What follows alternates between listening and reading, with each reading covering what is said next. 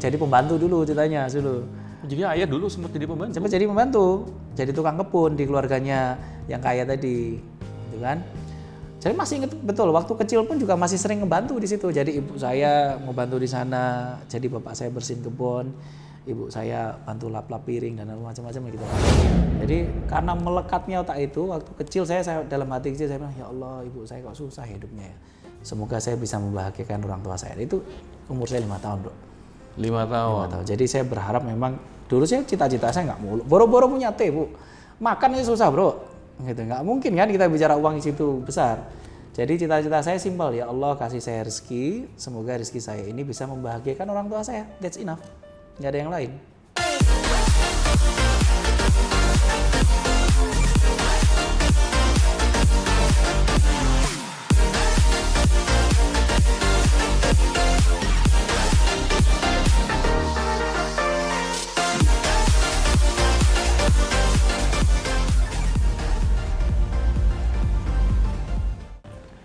Halo sahabat miliarder, hari ini saya kedatangan tamu yang luar biasa, Bro Wicaksono.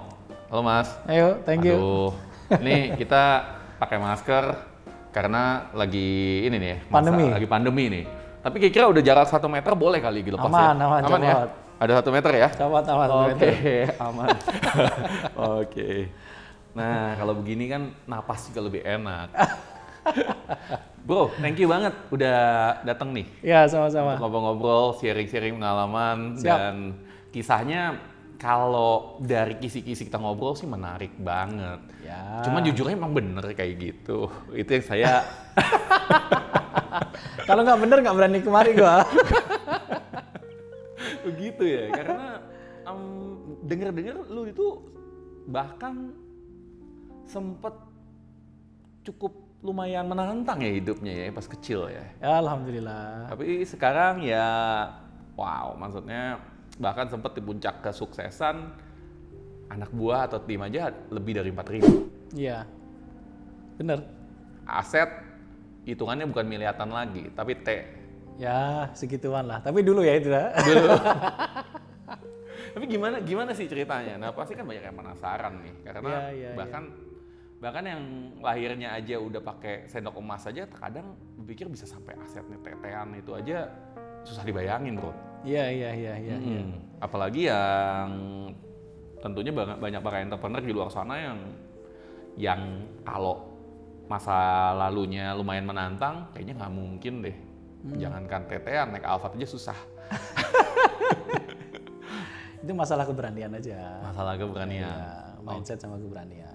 Mindset sama keberanian. Ya. Jadi lu sharing dong sedikit masa lalu lu kayak gimana, Bro? Ya, anyway, thank you, Bro, udah di diskusi. Thank you. Jadi saya itu dari keluarga nggak punya.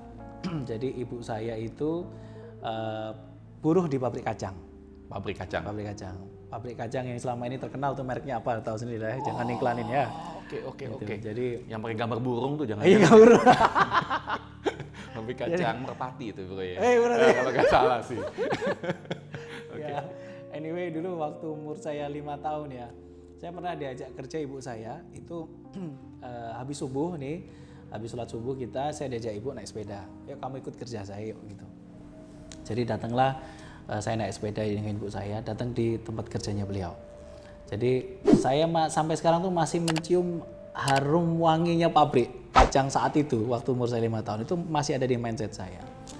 Nah, saya masih ingat betul ibu saya itu dulu datang, terus ketemu sama bang mandornya di sana, terus kamu Dar, nama ibu saya kan Darmina, kamu Dar ambil itu karung di sana. Jadi ibu saya yang perawakannya kecil, gitu kan, jalan kaki, saya disuruh duduk, udah kamu duduk sini, kamu kan ikut ibu kamu kerja, kamu duduk aja, dikasih kacang setampah gitu, udah kamu makan aja, lihat yang lain kerja gitu kan.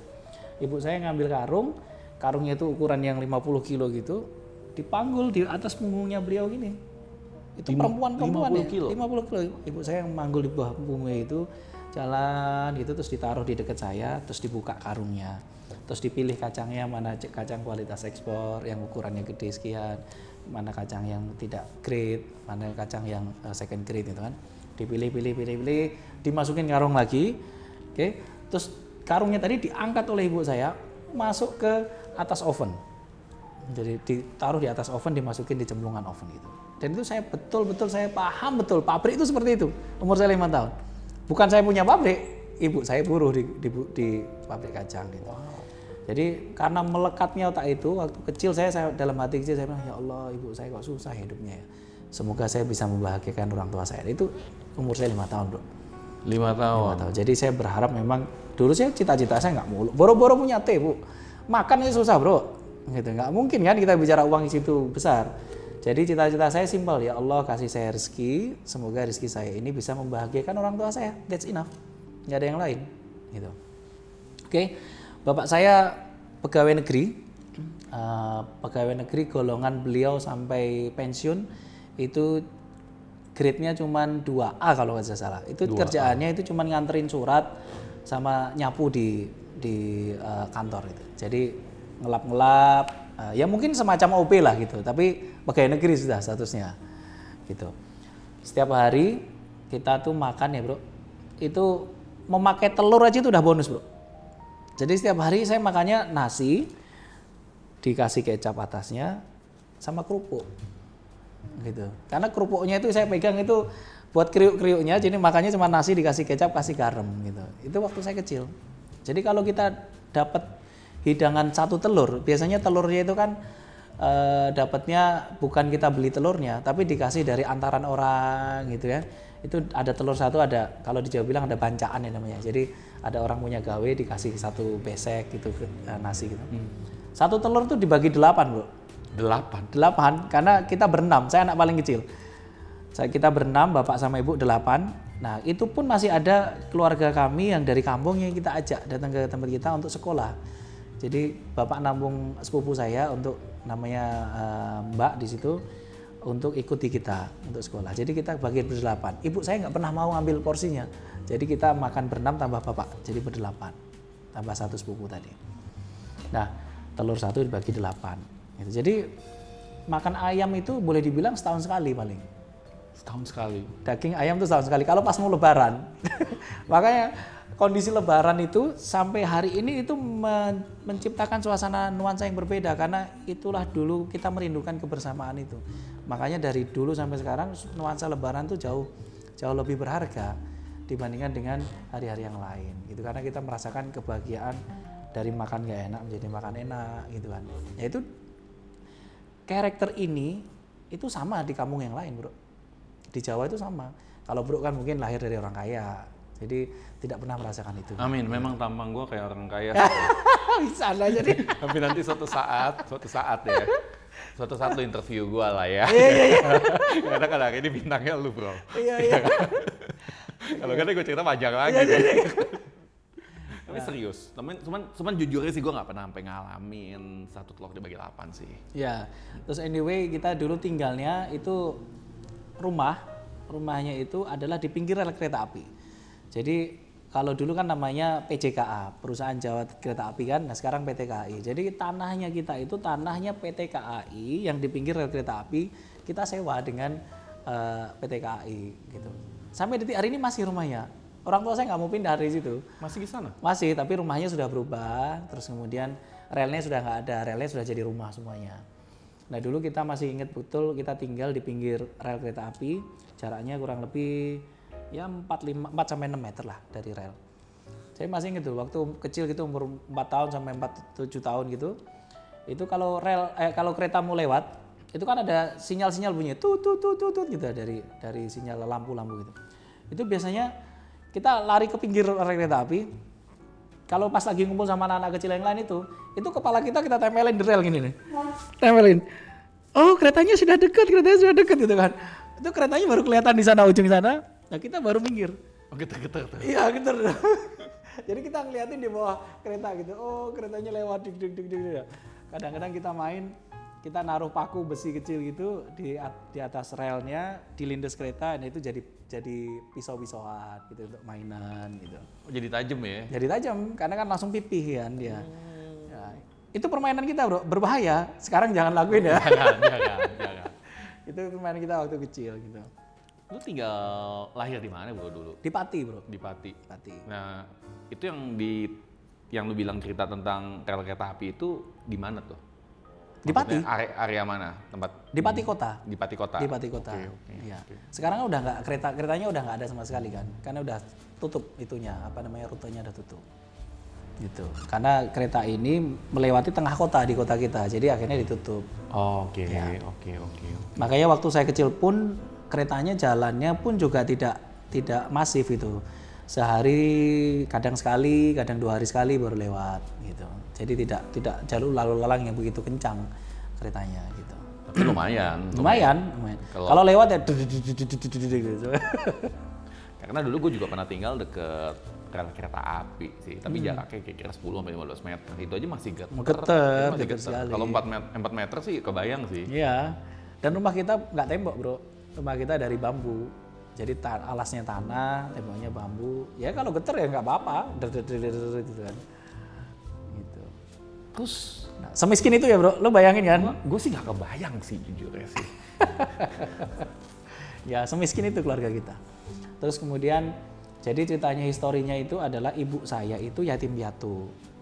Bapak saya juga yatim piatu. Jadi ibu saya itu yatim piatu sejak umur 7 tahun. 7 tahun? 7 tahun. Jadi ceritanya adalah ibu saya ini itu anaknya orang paling kaya di daerah saya dulu.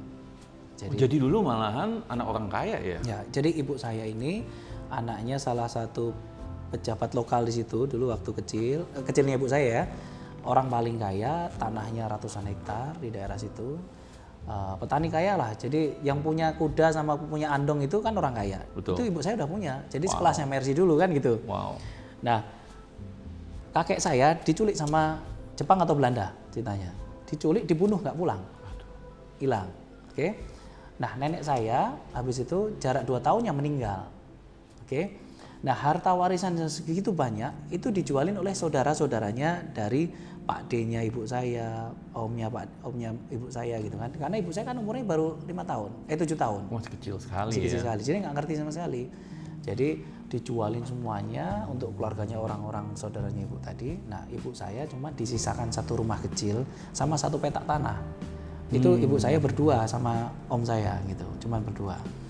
Nah, akhirnya apa? Akhirnya ya jatuh miskin. Saya masih ingat sekali ibu saya selalu cerita bahwa saya dulu anaknya orang kaya gitu.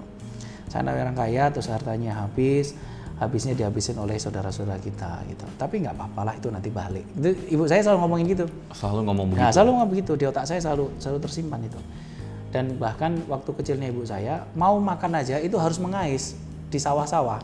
Jadi kalau ada panen gitu, sisa panen itu mengais sisa padinya yang pada jatuh itu diambil oleh ibu saya. Itu untuk makannya dia sehari-hari sama om saya. Padahal anak orang paling kaya loh, Bro. Wah, Gitu, dahsyat kan? Jadi kalau Allah atau Tuhan kita ini bicara mau membalikkan sesuatu, it's very simple. Balik aja sudah selesai gitu. Dari anak orang paling kaya di desa Langsung hilang kan. sampai harus bisa mengais seperti itu ya. Itu. Kondisi kalau saya masih ingat sekali kalau posisi sekarang ini ya, kita nganterin ibu saya di kampungnya beliau itu orang-orang yang masih sepuh yang tahu cerita ibu saya itu pasti nangis. Dulu kamu susah ya, dulu sekarang udah balik lagi gitu gini. Itu pasti ditangisin sama orang gitu. Ini cerita faktual gitu. Bapak saya itu dari Boyolali. Keluarganya bapak saya itu gelarnya masih Raden.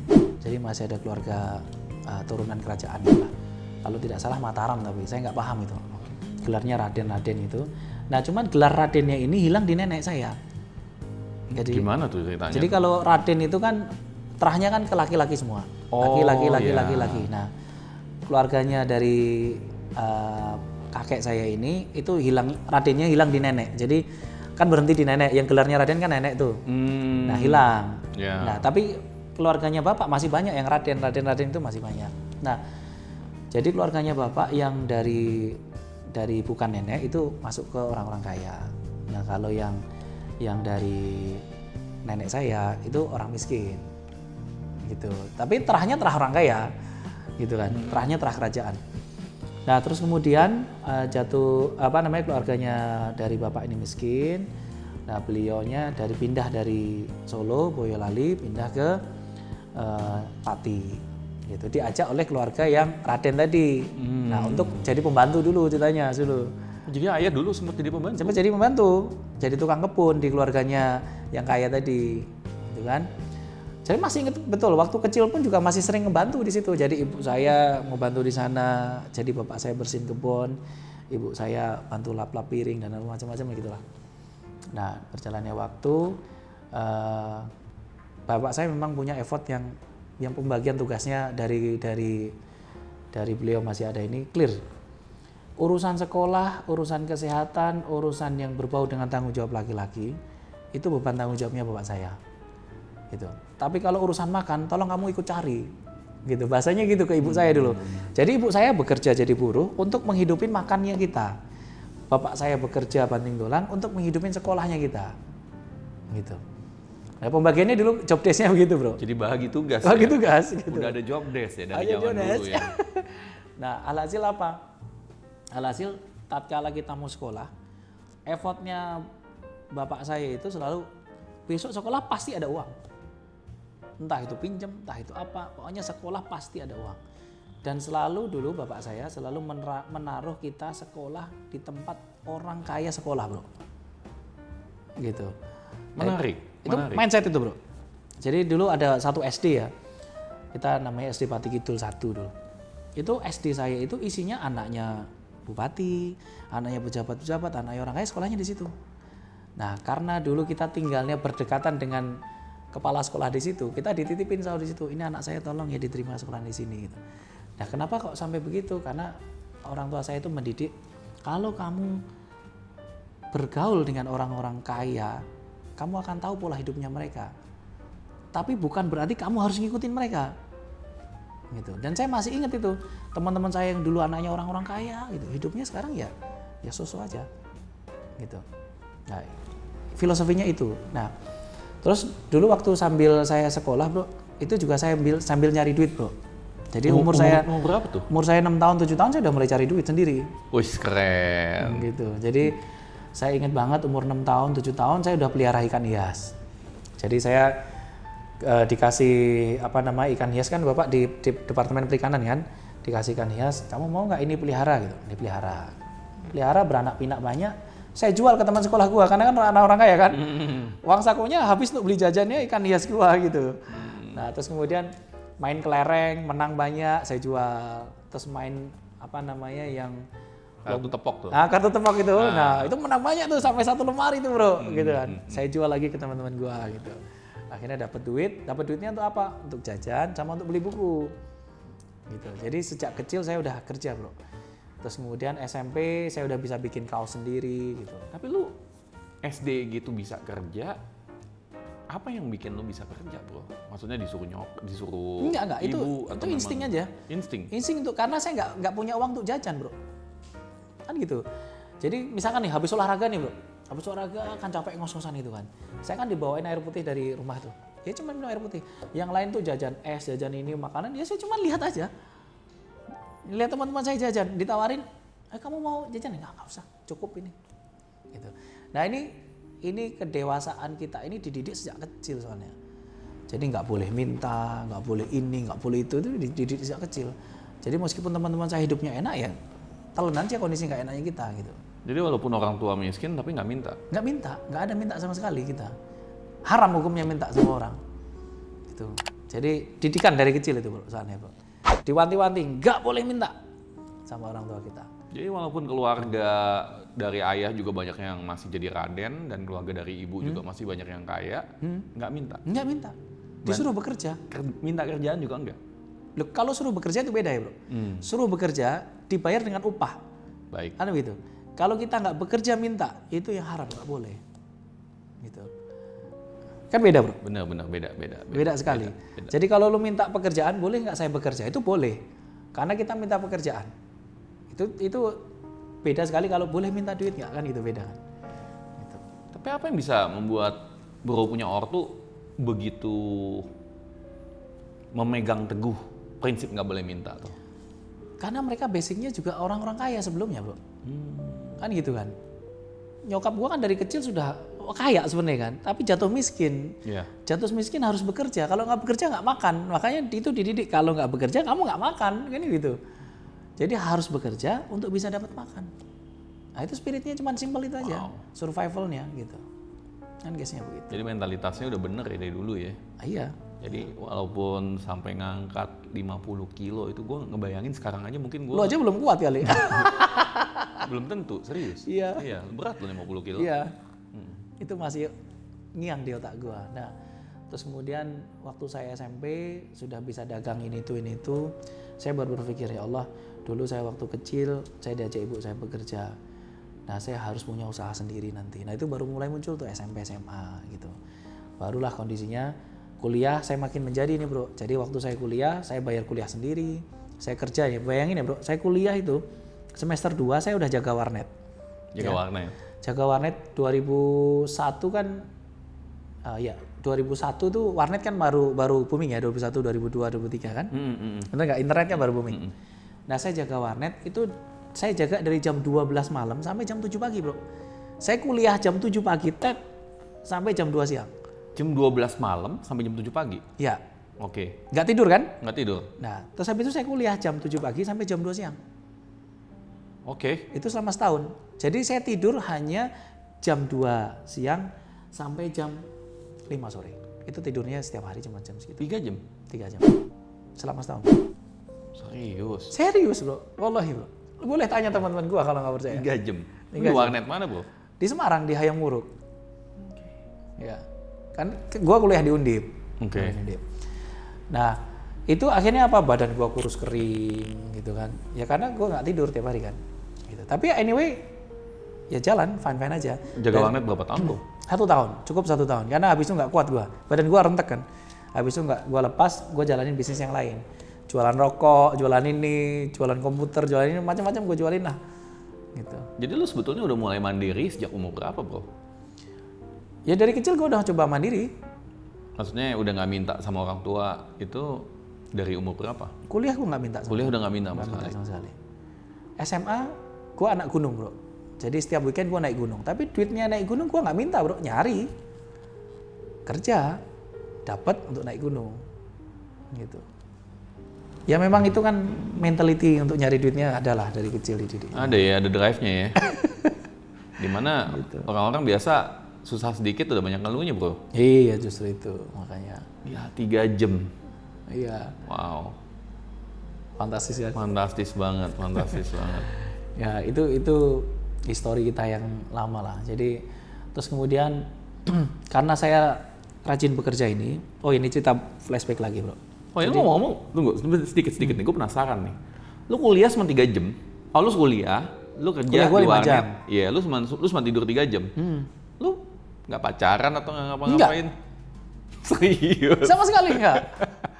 Ada cerita di balik layar lagi itu, Bro. Lucu tuh, Bro, ceritanya. Jadi ada ceritanya begini. Karena gue kan seneng berteman banyak orang. Tapi karena gue fokus nyari duit, ya gue kerjaan gue nyari duit aja. Nggak pernah punya pacar, Bro. Oke. Nah, gue ngumpulin duit tuh. Ngumpulin sampai semester 7 lah ya. Saya kan lulus semester 8, 4 tahun pas saya lulus. Semester 6 atau semester 7 saya lupa. Nah, saya udah punya tabungan ini, Bro. 5,5 juta kalau nggak salah tahun itu ya. Nah, habis itu saya kedatangan klien ini. Klien yang mau ngetikin ngerental di tempat gua. Gua kan kadang-kadang jasa rental juga. Gua ketikin. Jasa rental apa sih? Ngetikin proposal, bikinin proposal, Oh, gitu. iya. Bantuin skripsi gitu. Gua belum lulus aja udah bantuin skripsi orang. Wah, keren. Nah, gua udah bantu gitu. Gua kedatangan klien ini. Kebetulan ceweknya cantik gitu kan. Tingginya 176, badannya seksi. Itulah ya, mahasiswa ya. Udah ceritanya anyway dia tertarik sama gua dan gua tertarik sama dia gitu kan. Nah, akhirnya kita lah komitmen gitu kan. Oke, kita kenalan ya, kita harus jadian lah ceritanya. Nah, waktu jadian ini karena gua nggak pernah deket sama cewek waktu gua kuliah. Terus kemudian si cewek ini tengah malam tuh telepon gua, Bro. Jadi sekitar jam 11:30 lah, Bro. Itu baru 1 minggu jadian ini, Bro, ceritanya, Bro. Nah, telepon. Kenapa sayang? Ada apa kok malam-malam telepon? Ini telepon rumah ceritanya, nggak telepon ke HP gua saat itu. Tahun berapa tuh? 2003 ya? 2003, oke. Ya, kan ada handphone yang masih kecil-kecil gitu kan. Iya. Nah, dia telepon ke rumah, gua angkat. Ini, sayang tolong bantuin aku sayang gitu kan. Kenapa? Sifat ini ya. Sok jagoannya. ini adik saya kecelakaan gitu. Waduh, gimana? Apa yang bisa aku bantu gitu kan? Ya adik aku kecelakaan ini masuk ke rumah sakit gitu kan. Masuk rumah sakit, terus apa yang aku bisa bantu? Ya mas, aku butuh duit. Untuk masuk ke rumah sakit. Berapa? Nah kebetulan dia tahu saldo saya yang ada di rekening bro. Jadi emang sangat bego sih saat itu bro. Nah kurang lebih 5.500.000 lah mas gitu. Ya sudah deh, gua KTM sekarang lah. Habis itu KTM gua transfer semuanya, gua sisain 10.000 bro. Padahal itu duit dagangan gua gitu kan. Waduh kocak udah. Habis itu gua kirimin semuanya. Besoknya handphonenya mati bro. Handphonenya mati, nggak bisa di SMS, nggak bisa ditelepon. Terus kemudian 1 minggu berikutnya baru nyala. Dan dia tiba-tiba, mas, mohon maaf, kita putus saja. Ya, kurang ajar gak? Wah, itu kalut gua bro. Itu mana duit modal lagi gua. Duit modal gua kena sikat gitu kan. Wah kalang kabut gua ini kan. Utang gua ada sana sini. Udah utang banyak, itu kan duit modal harus bayar utang, bayar ini kan namanya modal dagangan ya. Gokil. Nah, terus habis itu sebulan itu gue ditagih utang gue nih, gue harus bayar utang, duit gue udah nggak ada lagi, gimana ini kan. Terus habis itu, nah ini spiritual gue yang pertama nih bro. Jadi habis itu gue kan pusing nih, dikejar kakak gue dibego-begoin sama kakak gue, dikejar utang yang lain gitu kan. Teman-teman gue makin ngejatuhin, ngecengin semua kan, udah. Habis itu gue cuma berdoa. Saat itu gue sholat maghrib, gue berdoa, ya Allah kasih saya jalan ya Allah. Terus saya berontak sama Allah begini, ya Allah saya ini tidak terima ya Allah, kok kenapa saya dikasih cobaannya segitu berat gitu kan, itu masa kecil gitu kan. Cobaan begitu berat, saya udah ngumpulin duit tiba-tiba hilang gitu kan. Nah tiba-tiba jawaban saya terbayar cuma 15 menit bro, jawaban saya. 15 menit? 15 menit terbayar jawaban saya. Dengan cara apa? Teman saya datang, tiba-tiba teman saya ini nggak pernah datang ke rumah gue nih, datang, Mas Wijak, ya boleh main nggak? Oh boleh, silahkan duduk aja gitu. Saya kan habis sholat masih kesel tadi. Terus boleh nggak saya izin masuk ke kamarnya mas? Oh boleh. Terus dia duduk di spring bed saya, dia duduk. Enak ya mas sampean ya mas. Kenapa sih? Kok bilang enak gitu kan? Saya kan masih kesel tadi kan. Kenapa kok bisa bilang enak? Iya sampean bisa beli komputer sendiri, bisa beli spring bed ini, terus bisa ngasih jajan ke teman-teman gitu. Kok bisa cari duit sendiri ya mas? Sampean anaknya orang kaya? Enggak, saya anaknya orang miskin, saya bilang gitu. Oh, terus emang sampean gimana sih ceritanya? Saya tanya gitu langsung. Iya mas, saya datang ke Semarang ini dari kota Kediri, dia katanya sih. Itu orang tua saya nggak punya uang sama sekali. Jadi saya dikasih uang 50.000 sama guru saya. Suruh datang, ini kamu tak kasih 50.000 untuk naik angkot biar kamu sampai ke Undip, ketemu dosenmu bilang kamu nggak punya duit, ini pokoknya daftar. Oh gitu. Dia dapat PMDK gitu kan. Pokoknya lu datang, entah ketemu siapa, yang penting kamu harus masuk. Ini kamu udah masuk PMDK. Udah dari Kediri dia. Dari Kediri. Oke. Datang, bener Mas Wijak, saya datang, nggak ada yang mau nerimain saya mas. Saya ketemu dosen, nggak asik, dosennya siapa? Akhirnya ditemuin oleh salah satu mahasiswa. Numpang lah di temennya mahasiswa yang ini gitu kan.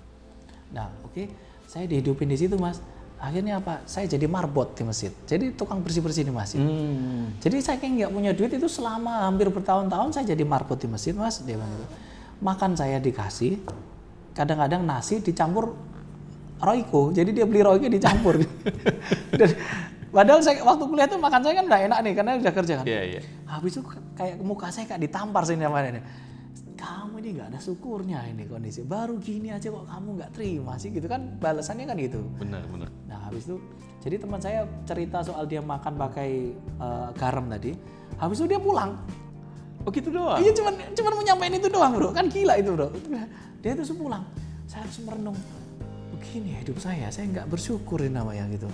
Nah habis itu saya azan Isya, saya buru-buru ambil wudhu, saya berdoa. Ya Allah maafkan saya ya Allah, saya ikhlaskan semua uang yang kemarin diambil orang, saya ikhlaskan semua. Saya ikhlaskan ya Allah, kalau mau rezekimu pasti akan kau kembalikan lagi. Saya nangis, benar-benar semalaman nangis tertidur saya. Sudah besoknya saya hilang tuh pikiran saya untuk kemarin kehilangan tuh hilang. Saya fokus untuk nyari duit lagi. Dan benar bro, dalam waktu 1 bulan uang saya kembali 3 kali lipat bro. Wow. Karena saya berpikirnya positif. Nah itu pelajaran spiritual pertama saya bro. Jadi kita ini harus berpikir positif atas kejadian yang kita terima hari ini. Karena kalau nggak gitu kita akan mikirin negatifnya terus, nggak bekerja kita. Gitu kan. Nah ini kenapa saya selalu ngomong positive thinking itu ada efeknya begitu ke pola kerja kita, otak kita gitu. Nah itu spiritual yang saya dapetin pertama kali. Bener sih, bener. Ya. Memang saya juga ngerasa kadang-kadang kalau orang terlalu banyak fokus ke negatif ya dapetnya kayak gitu. Dapetnya negatif, gitu. Perut aja kalau diperhatiin terus-menerus juga makin lama makin gendut. Ya. Kalau itu kebanyakan makan. Iya. Gitu, itu histori gua. Jadi dari sana lu gimana bro? Maksudnya gua penasaran nih yang tepatnya setelah lu kuliah, itu kan penghasilan lu juga masih belum gede-gede banget tuh. Oke, berarti ini masuk mulai ke tahap bisnis ya? Anyway, karena saya bekerja terus di kampus ini, saya kan punya track record nih bro. Track recordnya dan saya selalu sampai, dan orang lain tahu track record saya nih. Nah kemudian kakak saya kebetulan dia sudah bekerja di Jakarta. Jadi setelah kakak saya ini lulus, dia bekerja di Jakarta. Nah ini ada cerita menarik sedikit, flashback lagi. Waktu kakak saya lulus SMA, ditawarin sama bapak saya begini. Ini ada sepetak tanah hasil warisan ibu kamu. Sepetak tanah ini, satu-satunya warisannya ini.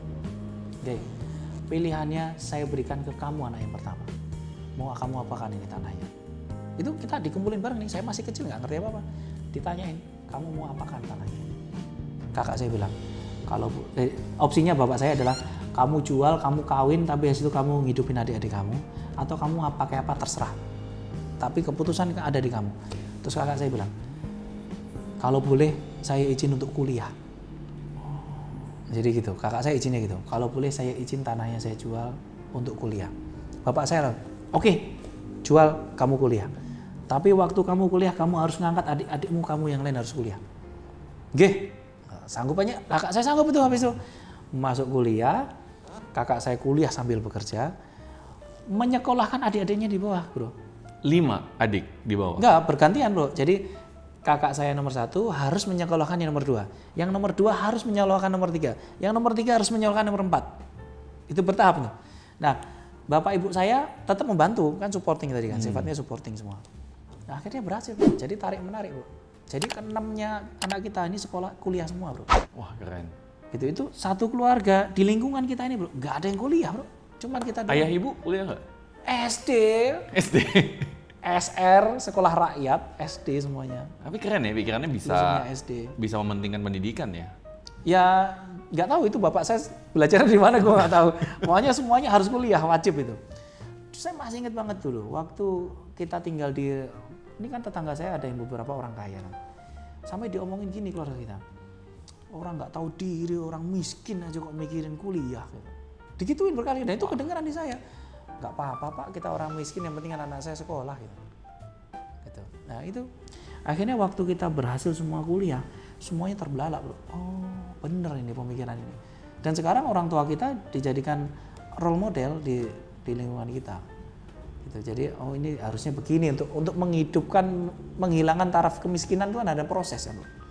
Ada prosesnya ya? Ada proses. Jadi lu kecil sering dihina ya dulu ya? Wah jangan cuma dihina, dibully tuh kerjaan tiap hari bro. Dibully kayak gimana bro? Ya macam-macam loh, anaknya orang miskin lah, anaknya ini udah biasa makanan tiap hari. Tapi karena mental didikan orang tua kita ini selalu nggak usah didengerin ya begitu gitu, jadi biasa sudah. Gitu. Jadi kuat ya? Kuat jadinya. Nah terus balik lagi ya, jadi karena kita punya track record tadi, kakak saya udah bekerja di Jakarta. Nah kakak saya punya klien, punya perusahaan di Australia. Jadi saya saat itu ditawarin lah beasiswa ke Australia. Seneng kan saya kan? Seneng. Awalnya saya nggak mau kerja di Jakarta nih bro, karena sebelum saya lulus saya udah diterima di 3 corporate bro. Saya tinggal pilih, makanya saya pilih di sini corporate-nya. Nah, saya ditelepon sama kakak saya, kamu harus berangkat ke Jakarta. Ini ada tawaran beasiswa dari perusahaan di Australia. Oh iya berangkat, ini baru bener ini, saya bilang gitu kan. Udah berangkat tuh, naik bis, bawa ijazah sama sendal jepit, datanglah ke Jakarta. Ijazah SMA nih? Kuliah. Kan udah lulus kuliah, okay, ya kan? Ijazah kuliah. Datang ke Jakarta, saya apply, diterima di Swinburne University di Melbourne. Terus kemudian saya apply lah visa. Bulan Desember tuh saya masih ingat. Apply visa saya, alhamdulillah visa saya ditolak bro. Alhamdulillah. beli lagi. Iya, bisa saya ditolak. Kenapa ditolak? Karena saya nggak punya jaminan 200 juta untuk sekolah di Australia, ya kan?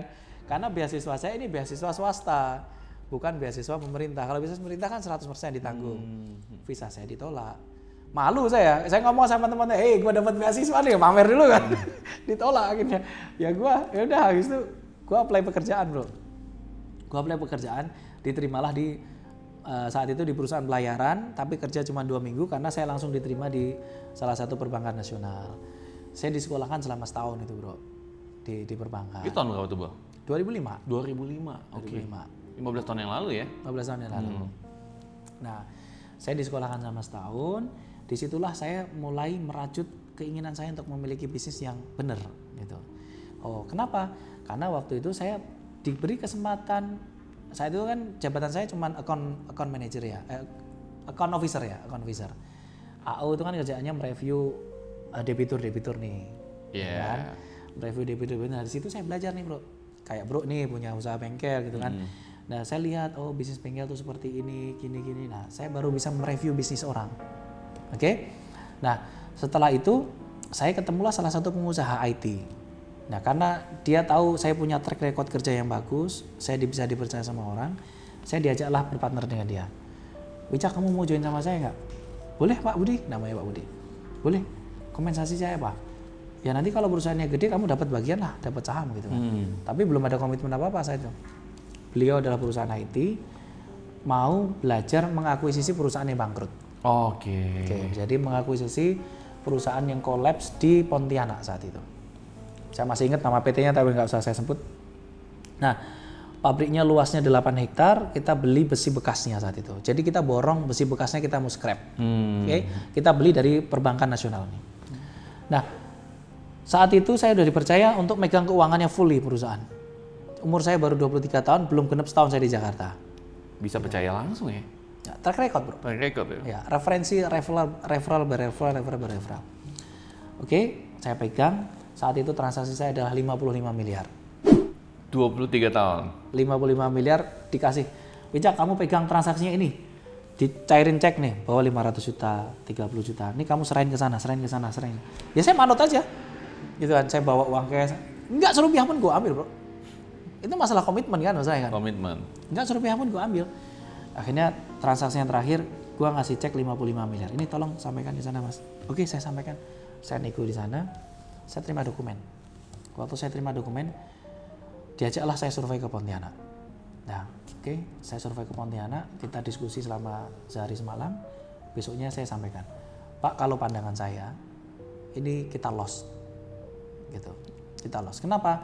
Karena hasil hitungan saya kasar, ini nggak nyampe di angka 35.000 ton. Kan kontrak kita 35.000 ton. Oh, karena lu ngitung dia punya besi ya? Ya, volume ya gue hitung. Volume ya? Terus lu ngitung, lu gimana cara bisa ngitungnya? Lu lulusan apa sih, Bu? Teknik sipil? FISIP. Administrasi niaga. Oke. Ini masalah insting aja, bro. Kan lu bisa hitung per meternya ini. Nah, terus lo baca ini dong, baca buku, baca ini dong. Belajar sendiri lo? Belajar sendiri, semua otodidak, bro. Semuanya otodidak. Itu kan infrastruktur kan yang lu hitung. Tapi kan gampang, bro. Kan lu bisa hitung kalau besi Habim atau WF gitu kan. Per 1 meter kan bisa berapa ton kan bisa kelihatan, atau berapa ratus kilo kan kelihatan. Nah, tinggal tinggi berapa, ini berapa, ya kasar aja. Jadi lu terus belajar ya tetap ya? Nah, harus, sekarang juga masih belajar. Oke, keren. Nah, dihitung kalkulasi 3 hari berikutnya kita kasih tahu, Pak, ini kalau hitungan kasar saya orang bodoh, bukan di sini, tapi hitungan saya cuma 15.000, Pak. Nggak nyampe ini 34.000. Kayaknya datanya bodong ini, saya bilang gitu kan. Ah, enggak lah, lu baru orang baru kok bisa ngitung ya. Digituin gua. Ya nggak apa-apa sih, Pak, ini duitnya Bapak gitu. Kita kan sama-sama ini argue kan gitu. Sudah, Cak, terjunkan tim lapangan deh. Nah, saya terjunkan tim teknik. Kita kasih DP, tim teknis kita turun sama 3 bulan. Hitung detail nih, bro. Satu, ukuran panjang, tinggi, semua lebar dihitung semuanya, semua sampai yang ketanam di dalam tanah dihitung. Dikasih laporan ke kita. Keluarnya 13.800, bro. Tipis-tipis lah ya. Tipis. Nah, habis itu kita cut loss sudah. Cut loss perusahaannya oleng. Gitu, perusahaannya oleng, karyawannya nagih ke gua gitu kan. Gaji karyawan nggak dibayar. Ini akhirnya gua kena bumper itu saat itu. Jadi karyawan-karyawan nagihin ke gua, urusannya karyawan beres, terus kemudian gua resign. Sorry, Pak, saya nggak bisa, saya mau jalani bisnis sendiri kan gitu. Nah, sudah, itu pengalaman pertama saya. Itu kerja di sono setahun ya? Setahun, kurang lebih setahun. Tapi saya masih punya jalan sendiri bro. Jadi saya itu selalu memposisikan tidak di satu tempat bro. Jadi saya kerja di bank, pagi hari saya pakai dasi gitu kan, kerja di bank, sore hari saya keluar, kadang-kadang masuk pasar bro. Jadi saya masuk sore, ini saya gulung tangan saya masuk ke pasar kambing, beli sapi, paginya pakai dasi gitu. Nah contohnya sebelum Idul Adha tahun 2005, saya masuk di pasar hewan, saya beli kambing, teman saya sampai sekarang nih ternak kambing. Yang saya ajak berdua masuk ke pasar kambing. Sampai sekarang masih ternak kambing sama sapi. Sampai sekarang punya usaha akikah. Jadi untuk ini tahu kan akikah ya? Anak yang lahir gitu biasanya untuk disembelihin kambing gitu kan. Nah, sampai sekarang tuh masih berjalan 15 tahun usahanya dia. Saya meninggalkan usaha kambingnya gitu kan. Gitu. Teman saya masih jalan. Nah, itu historinya selalu tersusun ada bro semua. Nah, gila lu berarti bener-bener go extra mile banget ya. Lu setiap kali bukannya cuma satu kerjaan, habis itu kan biasa kan orang-orang tuh nonton sinetron, nggak ada waktu, no time. Wah. Jadi gua pulang jam 9 itu, misalkan jam 9 sampai rumah, jam 9 masih buka laptop. Jam 9 buka laptop, buka jam 2 malam baru tidur. Sholat dulu tidur. Bangun pagi lagi? Bangun pagi subuh. Gitu. Jadi kalau sekarang ya kebiasaan ya ada baiknya ada jeleknya ya. Tidur yang berkualitas 4 jam itu sudah benar. Yang penting kita sebelum tidur sholat, teduh pikiran kita, tidurnya nyenyak sudah. Besok bangun lagi subuh. Gitu. Lanjut bro. Ya. Nah anyway, terus kemudian ada satu history kan gua mau sampaikan bahwa gua pernah punya the best achievement meskipun itu masa lampau ya. Jadi gua pernah sampai mendirikan 2 perusahaan saya di listing di Bursa Efek. Gitu. Nah, sampai itu IPO. Yang gue penasaran gini nih. Lu kan bilang lu kerja tadi setahun nih, Bro. Ya kan? Setelah itu gimana sampai lu bisa bikin perusahaan di Bursa Efek? Nah, itu yang gue penasaran tuh. Oke. Jadi kayak gini. Waktu gua bekerja di bank, kan gua relasi gua banyak, Bro. Nah, kalau bicara di bank itu kan ada yang fraud, ada yang apa, ada yang mana. Gua tidak melakukan hal-hal itu bro, tapi gua melihat adalah di setiap gua datang klien, gua berpikir gua potensi apa yang gua bisa kerja sama klien gua, gitu. Itu yang pertama kali ke setup. Jadi kalau sampai hari ini gua datang sama bro ini, gua kan tadi lihat bisnis lu langsung kan. Iya. Apa ya kira-kira gua bisa kerja sama sini ya gitu. Gitu kan itu sejak awal mindset itu soalnya. Nah waktu gua kerja di bank juga sama. Gua datangin klien-klien itu, gua tahu oh ini potensi ini yang gua bisa kerjain. Nah akhirnya apa? Alhasil gua bisa support nih klien-klien gua. Kalau gua kasih pinjaman 10 miliar, kira-kira kalau gua minta kerjaan sama lu kasih nggak kira-kira? Ya kasih. Kasih dong, pasti kan? Kasih. Kan gua nggak minta duit sama lu, gua kan minta kerjaan. Pak kita kerja bisnisnya barengan ya, pasti mau kan? Nah itu yang gua manfaatin. Jadi lu bukan diminta duit tapi minta kerjaan ya. Makanya mentalitasnya harus mentalitas yang ya lu win-win lah. Ya. Cari sesuatu gitu. Kalau lu minta doang orang sebel sama lu. Iya. Meskipun kita sudah bekerja ngasih pembiayaan tapi kan bukan itu yang gue minta kan. Gitu kan gue minta kerjaan. Alhasil apa dulu? Ada saya berpartner dengan 2 orang. Jadi ceritanya mereka ada satu corporate joinan 2 orang. Nah, gue kasih pembiayaan. Nah setelah gue kasih pembiayaan dia ngomong gini, Wicak, lu mau join sama gua nggak? Kayaknya lu menarik orangnya ini. Oh boleh pak, tapi harus dengan komitmen kalau mau. Karena sudah ada 3 corporate yang mengajak saya. Wih, gitu amat sih. Nah, actually memang iya bro. Jadi dari dulu gua diajak kerja sama seorang. Tapi waktu gua lihat, itu orangnya itu ada yang saya lihat adalah pertama adalah karakternya dulu. Lu sekaya apapun bro, kalau karakternya jelek nggak akan bisa survive sama kita. Jadi karakter apa yang lu cari? Chemistry kita dapat dulu. Karakter dari orang ini kan kelihatan. Bro ngomong sama gua 15 menit gua udah bisa tebak. Lu bro ini gini gua udah bisa tebak. Karena jam terbang kali ya. Jam terbang itu masalah jam terbang. Nah, dari dulu kan gua ketemu sama banyak orang, akhirnya gua pilih orangnya yang kira-kira dia ngomong sama saya ini punya bakalan nikung enggak, bakalan ninggalin enggak, bakalan ini itu yang gua lihat. Bukan dia bisnisnya urusan gampang itu bisnis. Nah, habis itu kita ketemulah. Akhirnya saya nyaman sama ini orang, dia nyaman, saya janjianlah di Jakarta Barat saya itu. Janjian kita salaman, oke pak, saya mau join sama bapak, tapi syaratnya perusahaannya ini harus besar. Saya megang job desk-nya ini, bapak berdua megangnya job desk ini dan job desk ini. Ini perusahaan apa nih yang lo ceritain nih? Packaging. Oke. Joinan, salaman, terus Wicak maunya apa? Saya mau jadi pemegang saham. Saya nggak kutak-katik perusahaan existing. Tapi saya mau join di perusahaan yang lain, gitu. Oke, deal. Bagi rata ya. Oke, bagi rata. Sepertiga. Oke. Saya punya target harus TBK perusahaan ini, Pak. Kalau Bapak nggak mau, saya mundur. Dari depan itu. Gitu. Padahal gue nggak ngerti, Bu, TBK itu apa, bro, sama. Itu lo umur berapa? 24, 25? 24 ya. Gokil deh. 24, 25. Lu mikirnya udah gede banget ya? Ya. Sorry, 25. 25, oke. Ya. Karena gue berpikirnya gini, bro. Simpel kan, kita ini, karena tiap hari saya ini baca koran. Jadi saya biasain, setiap pagi saya baca sesuatu. Nah, dulu tuh yang gue baca itu orang-orang yang sudah mapan semua ya. Benar. Siapalah. Saya masih inget saya sering baca itu profilnya Sandi. Sandi habis beli semen apa gitu dalam waktu 2 tahun dia jual berapa gitu. Saya terinspirasi sama Sandi nih. Masa dia bisa, gue nggak bisa. Simpel kan, meskipun dia anaknya orang kaya, gue anaknya orang miskin gitu. Oke. Berarti Sandi bisa jadi calon wakil presiden, lo juga bisa dong. Oh ya harus dong. Nggak tahu lah itu lah. Ya. Jadi gue benchmarknya adalah orang-orang yang sukses gue pelajari. Jadi itu kebiasaan gue dulu.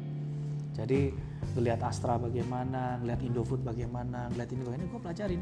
Gue pelajarin apa? Historinya mereka, gue pelajarin pembukuannya mereka, gue pelajarin strateginya mereka apa.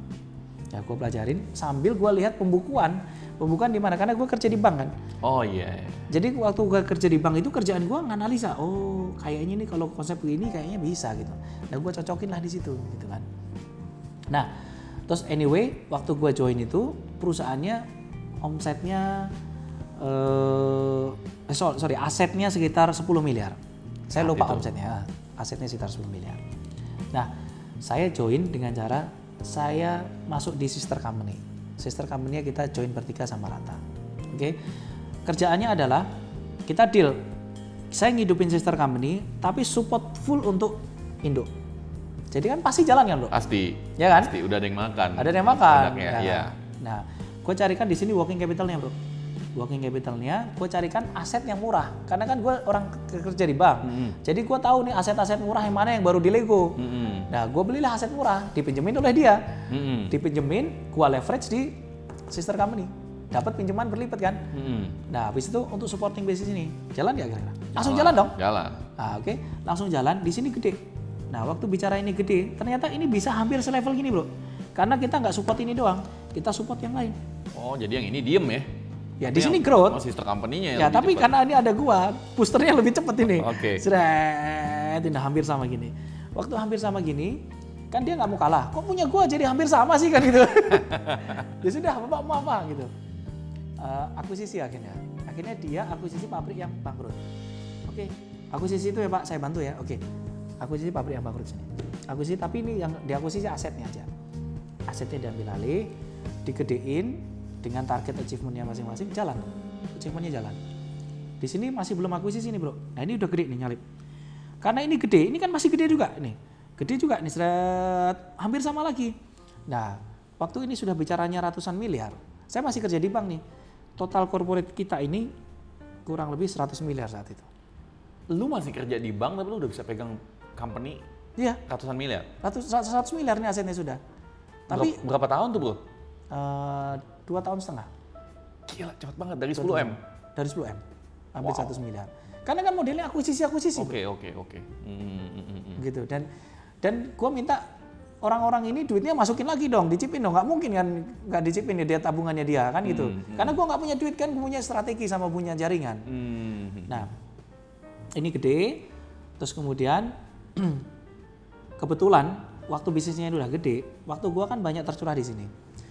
Gue dulu dijanjikan di perbankan, jadi ceritanya kan gue selalu the best achievement dulu. Jadi gue kerja di bank the best achievement, di luar bisnis gue jalan. Nah waktu the best achievement di perbankan ini, gue dijanjikan promote. 3 orang lah dijanjikan promote. Nah ternyata waktu pengumuman promote-nya yang dinaikin 2 orang, gue ditinggal, Bro. Lagi tinggal? Wah, kurang ajar nih, masa gue ditinggal, gue sama-sama kerjanya the best achievement terus kan. Hari itu pengumuman, habis itu gue SMS, gue BlackBerry ke mereka, BBM ke mereka. Mohon maaf saya mundur. Langsung kaget dipanggil ke direksi. Saya bilang, saya udah punya bisnis, saya mau mundur aja deh daripada dikecewaan gini gitu. Udah, gue mundur, nah baru pegang full perusahaan ini gue pegang. Lu dulu di bank mana, Bro? Permata terakhir. Permata, oke. Jadi Permata. Jadi waktu gue keluar ini bro, gue dicibir sama bos-bos gue. Mana ada sih Wicak punya bisnis? Gitu dicengin semua. Jadi dunia cengin itu udah biasa bro. Bulian itu udah biasa buat gue. Dan lu masih AO ya saat itu ya? Masih AO, senior AO. Senior RM. Senior AO. RM ya? Senior RM ya. Ya, udah kondisi jalan gini. Nah disinilah baru gue lakukan corporate action yang lebih gede. Karena jaringan gue kan selalu berteman baik dengan semua orang. Akhirnya gue ambil alih supplier. Nah waktu gue ambil alih supplier yang kita berdua ini kan. Nah gue bilang sama teman gue, kalau ini gue nggak mau masukin di sini. Karena ini kerja gue. Gue masukinnya di sini. Oke, masuklah ambil supplier. Sahamnya bagi rata di supplier kan, gede. Nah, waktu bicara gini, posisinya udah gini bro. Iya kan? Nah, waktu bicara begini, kita merger baru. Kita lakukan merger. Dua PT kita mergerin. Seret. 2014 kita listing yang pertama. Wow. 2014 ya? 2014. Gua keluar dari perbankan 2009 kalau nggak salah. 5 tahun. Pas 5 tahun, listing. Cepat sih bro. Iya. Cepet banget. Itu ya tentunya itu effort, kerjanya 24 jam terus loh. Listing valuation berapa tuh saat itu? 1,7 1,7 T. Valuasinya. Itu yang pertama tuh, packaging. Oke, berjalan tuh waktu. Nah, cerita histori yang kedua nih. Yang kedua ini itu adalah perusahaan perikanan kita. Jadi waktu gue cerita flashback tadi 2005 gue datang ke Jakarta, gue kan nggak bawa apa-apa tuh 2004 akhir. 2005 kan gue kerja di bank dan sambil punya bisnis. Nah, sambil punya bisnis ini, itu ada bisnis yang dikelola oleh teman saya 2005. Okay. Oh, jadi lu ngejalanin beberapa bisnis sambil kerja? Sambil kerja, beberapa bisnis sambil kerja. Otak gue selalu terpisah-pisah nih bro. Ini karena kalau dibilang orang sih gue multi talent sih enggak sih ya. Tapi gue bisa selalu memposisikan sesuatu bro. Jadi kalau gue bicara hari ini, jam ini gue diskusi sama bro ini, 100% pikiran gue fokus sama bro. Oke. Tapi waktu gue bicara pegang nyumbun ini, urusan sama bro udah selesai nih, gue mikirin yang di nyumbun ini. Jadi gue bisa, otak gue bisa jadi gitu. Fokus lu bener-bener tajam banget ya? Bisa, gini langsung bisa ini, langsung gini. Gitu. Nah itu kelebihan sih kalau itu susah bicara ya. Nah, ada satu bisnis yang dimulai oleh temen gue, itu jual beli ikan. Jadi beli ikan dari Juwana, dari Pati, dijual ke Jakarta. Awalnya modalnya cuma 10 juta bro. 10 juta? Rupiah. Oke, berjalan, bisnisnya jalan. Kan itu masih dikendalikan oleh teman-teman saya semuanya. Kita joinan berlima. Dipegang oleh 2 teman saya jalan.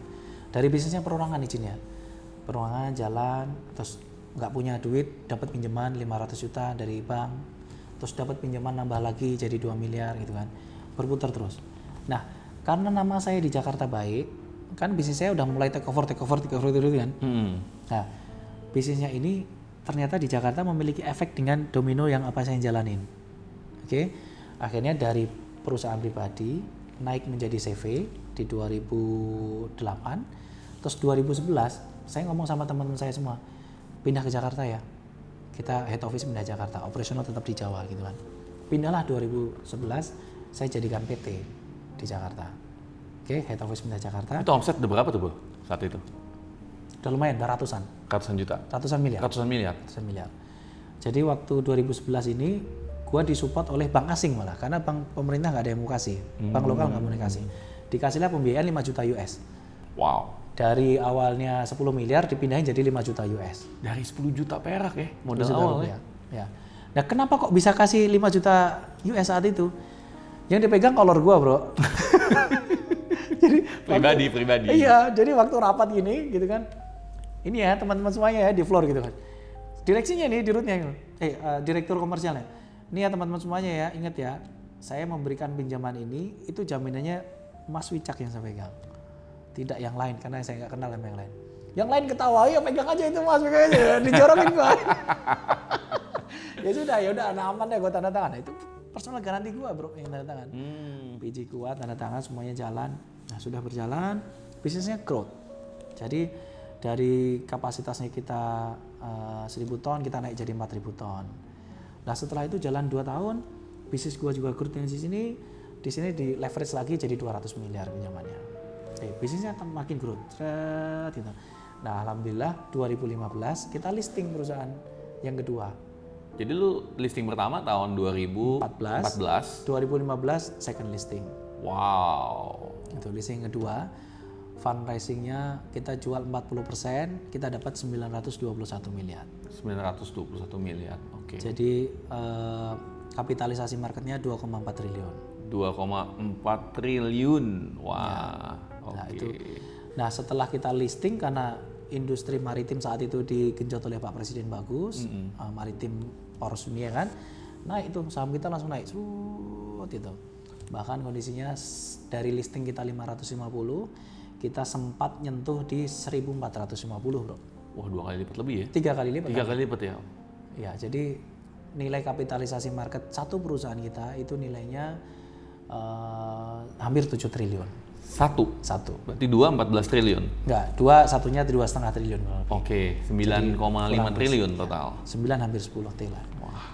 Baru 2, belum yang kecil anak perusahaan yang lain, sister company kan, belum yang lain. Lu ada perusahaan yang lain juga? Ada yang kecil-kecil banyak saat itu. Pokoknya gua memberikan komitmen bisnis itu, kalau gua oke ya gua jalanin, gitu aja. Nah udah, bisnisnya berjalan. Nah, ada musibah ini bro. Nah ini baru step berikutnya ini bro. Oke. Gitu. Cuman lu bisa pegang begitu banyak company bro, gimana caranya ya? Ya ini sebuah manajemen kan. Manajemen? Ya. Ya kita yang penting cari the right person in the right place. Jadi lu sempat utang berapa total? Ya yang ada personal garanti gua kan 1,3. 1,3 T.